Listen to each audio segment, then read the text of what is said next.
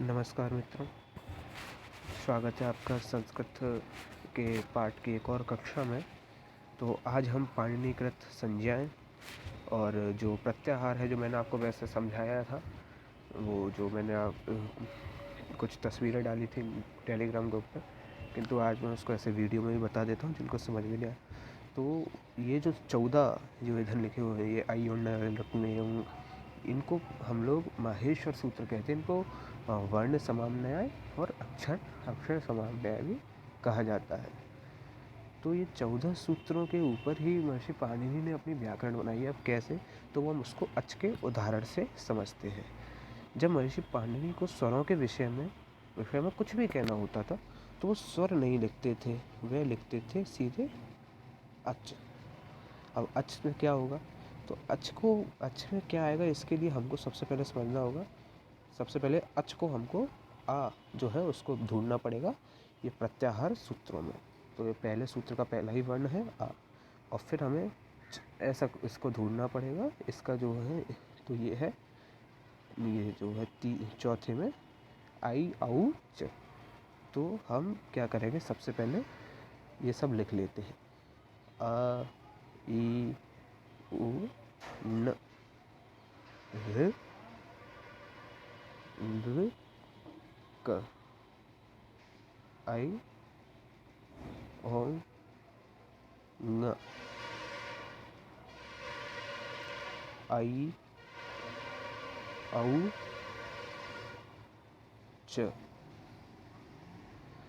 तो इसमें से जो ये जो व्यंजन है जिनके नीचे ये जो हलंत लगा हुआ है, ये प्रत्याहार बनाने के काम आते हैं, इसलिए हम इनको हटा देंगे। अब इनको हटा के जब हम देखेंगे तो हमारे पास बचा है अयु रे नृ ए औ ऐ औ। अर्थात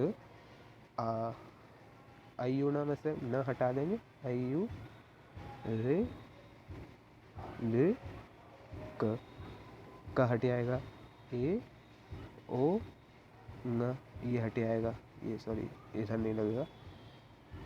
ये जो मैंने इधर बिंदी लगाई है, ए ओ हटे, तो न हटेगा उसमें से, और आई और औ और च हट गया। तो ये सारे जो है ये हमारे पास स्वर आ गए। तो ऐसी जो दो बहुत ही आवश्यक प्रत्याहार हैं, तो वो है एक अच और एक हल। तो अच यानी कि सारे स्वर, और ये जो है जितने भी वो व्यंजन जो भी हैं वो सारे हल कहलाए जाते हैं, और ये सब स्वर कहलाए जाते हैं।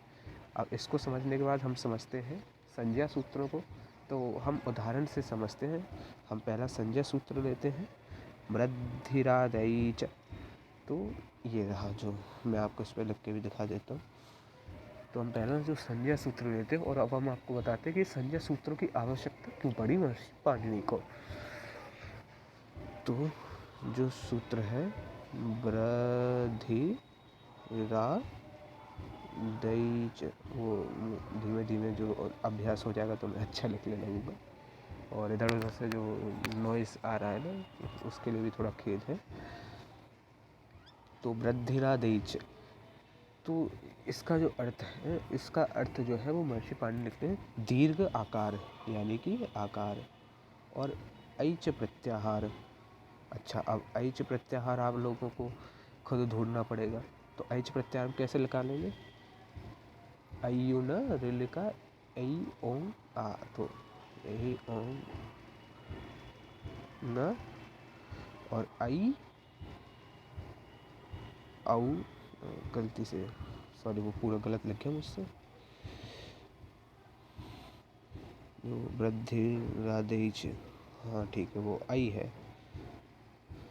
वो नया नया मैं वीडियो बना रहा हूँ तो इसलिए मुझसे हो जाता है। तो दीर्घ आकार और ऐच प्रत्याहार, इनका जो नाम है वो क्या होगा। अगर ये अब महर्षि पाणिनि को अगर कहना होगा कि ऐच प्रत्याहार के जो वर्ण है और आ, इन तीनों के विषय में यदि उनको कुछ कहना होगा इनके विषय में, और यदि वो कुछ कहेंगे तो वे क्या कहेंगे, जो उनकी यहाँ पे वृद्धि लिख देंगे इनकी जगह। तो ऐच प्रत्याहार में क्या क्या है, ऐ औ च। चूँकि ये जो चा है ये हलंत में है तो ये हट जाएगा, यानी कि आई और औ। इसका अर्थ है दीर्घ आकार और आई और औ, इन तीनों को मिला के जब इन तीनों के विषय में महर्षि पाणिनि कुछ कहेंगे तो उसका नाम कहेंगे कि वृद्धि के साथ ऐसा होना है। तो इसका जो इसकी संज्ञा है वो वृद्धि है। ऐसे ही महर्षि पाणिनि ने बहुत सारी संज्ञाएं दी हैं, जो कुछ एक संज्ञाएं हम आज कुछ देखते हैं और बाकी की हम कुछ कल देखेंगे। जो निपात और टिसंज्ञक संज्ञा है, टिसंज्ञक के लिए तो एक अलग से वीडियो ही ठहराएगा, तो हम ये नाच झलऊ तक देख लेते हैं। तो पहला है वृद्धिरादेच, यानी कि दीर्घ आकार और एच प्रत्याहार। दीर्घ आकार और एच प्रत्याहार की कौन सी संज्ञा होगी? वृद्धिरादेच। आप इसके नीचे का मत पढ़िए, क्योंकि आप इसको पढ़ेंगे तो आपको बहुत ही इसमें वो कन्फ्यूज़न हो जाएगा। तो सबसे पहला है वृद्धिरादेच, आपको समझ में आ ही गया होगा। अब अदें गुणः, अदें गुणः,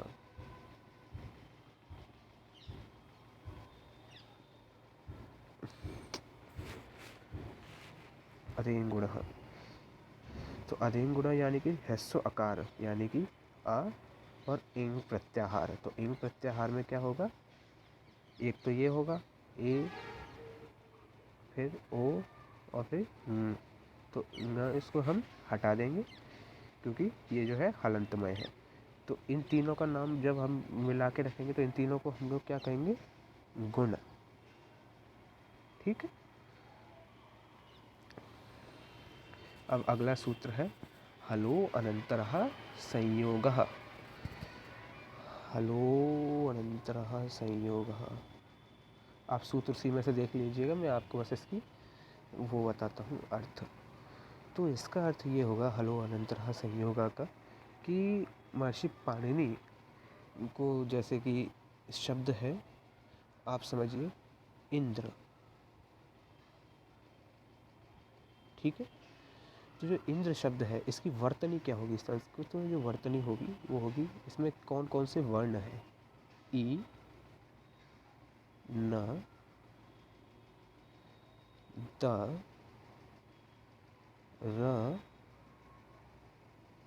एवं आ। तो जो इंद्र है उसमें क्या क्या है? ए, न, द, र, आ। तो आप देखिए यहाँ पे जो संस्कृत में जैसे हम लिखते हैं, यदि हम लोग लिखें र, ऐसा है रकार, तो जो रकार है तो वो उसमें रेफ, ये रेफ कहा जाता है। तो ये र और आ इन दोनों से मिलके बना होता है, क्योंकि व्यंजनों का उच्चारण स्वरों के बिना जो होता है वो नहीं होता है। तो स्वर कहते ही उसको जिसका उच्चारण स्वयं हो जाए। तो मैं आपको इसमें समझा रहा था। तो अब इन दोनों के मध्य कोई, इंद्र में इन दोनों के मध्य कोई ऐसे नहीं जैसे राम। तो राम की वर्तनी क्या होगी? रेफ, ये हलंत, आ, म, आ। तो आप देखिए कि यहाँ पे एक स्वर आया है तभी ये उसकी मात्रा है, और यहाँ पे भी एक आ आया है, ये इसमें मिला है तब जाके ये माँ बना है। तो जब दो जो व्यंजन हैं उनके मध्य में यदि कोई स्वर ना हो तो उन दो व्यंजनों को, जैसे इंद्र, तो ये जो है न, द और रेफ, रेफ, इन तीन इनको जब हम एक साथ कहेंगे तो इनको हम लोग जो कहेंगे संयोग संज्ञा, इनका नाम जो एक साथ होगा वो संयोग नाम होगा। जैसे कि इंद्र हुआ, और भी इसमें शब्द हैं। अग्नि हुआ, तो अग्नि का भी यही है। अग्नि का हम देखें तो अग्नि किस किस से मिलकर बना है? अ, ग, न, ए। तो आप देखिए यहाँ पे ग और न, इन दोनों के मध्य में कोई स्वर नहीं है, इसलिए इसको भी हम क्या कहेंगे? इसको भी हम कहेंगे संयोग।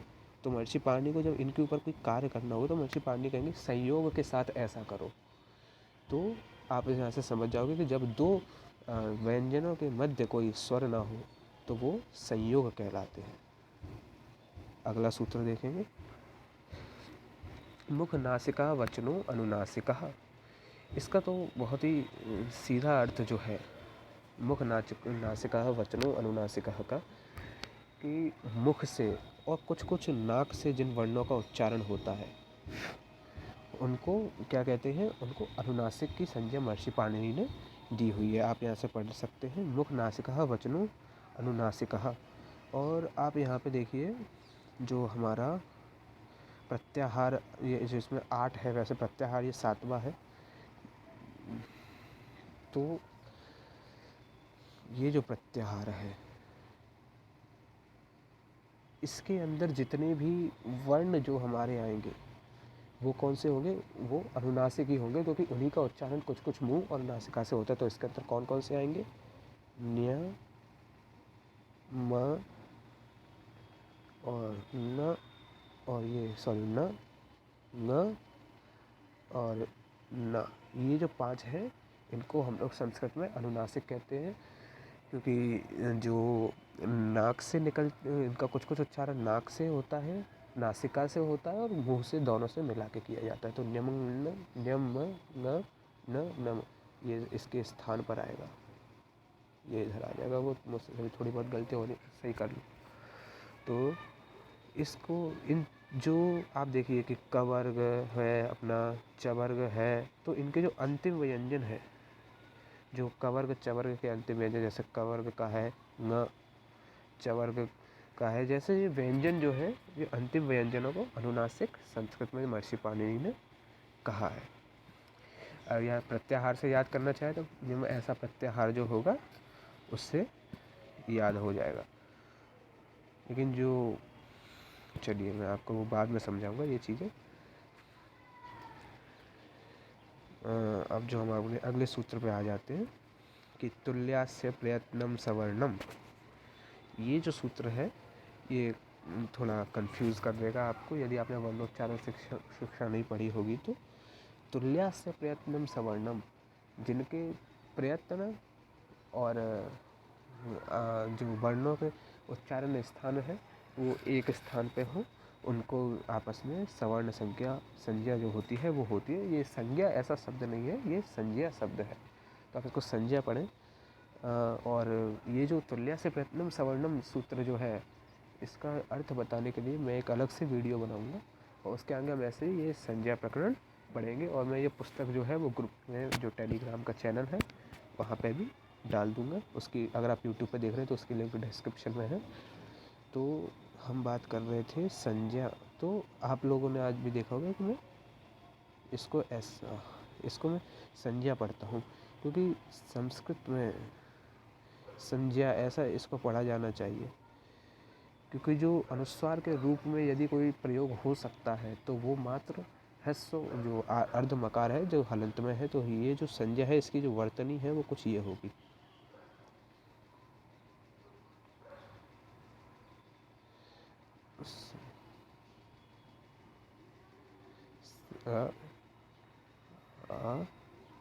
म ज न्य।